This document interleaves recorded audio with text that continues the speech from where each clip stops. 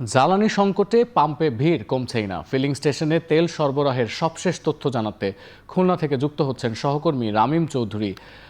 রামিম, জানতে চাই ভোক্তারা কি আসলে ডিপো থেকে তেল চাহিদা মাফিক তেল পাচ্ছেন কিনা, আর ডিপোতে কি তেলের সরবরাহ বেড়েছে, কি জানেন শেষমেশ?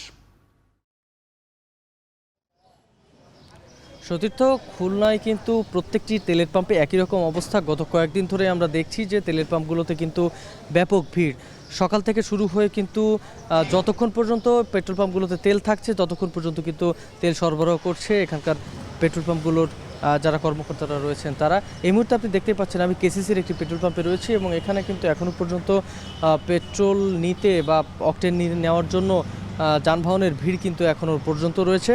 এখানে কিছুক্ষণ আগে আমরা দেখছিলাম পেট্রোল এবং অকটেন এবং ডিজেল একই রকমভাবে সরবরাহ করা হচ্ছিল, তবে কিছুক্ষণ আগেই অকটেন শেষ হয়ে গেছে।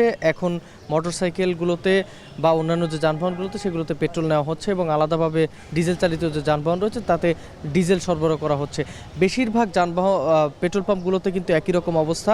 সকালে শুরু হলেই কিন্তু দুপুরের পরপরই বেশিরভাগ পেট্রোল পাম্পগুলোতে তেল শেষ হয়ে যাচ্ছে এবং এই লাইন যেটি দেখছেন এই লাইন কিন্তু সেই সকাল থেকে এখন পর্যন্ত প্রায় একই রকমই অবস্থা, কারণ যানবাহন যাচ্ছে এবং আসছে সেই একই রকমভাবেই কিন্তু চলছে এই তেল সরবরাহ। এখানে কিন্তু রেশনিং পদ্ধতিতে কিন্তু তেল দেওয়া হচ্ছে এবং এখানে কিন্তু তেলের যে ঘাটতি সেটি কিন্তু খুব বেশি একটা নেই বললেই চলে, কারণ যেহেতু আজকে আমরা যে পেট্রোল পাম্পে রয়েছি এখানে 3000 লিটার অকটেন, 3000 লিটার পেট্রোল এবং 3000 লিটার ডিজেল আজকে কিন্তু এনেছেন ডিপো থেকে এবং তারা বলছেন যে তাদের যে চাহিদা পেট্রোল পাম্পে সেই চাহিদার থেকে কিছুটা কম তারা তেল পাচ্ছেন, তারপরেও কিন্তু তেল সরবরাহ করছেন, তবে সাধারণ মানুষ কিন্তু তেল বেশি নিচ্ছেন।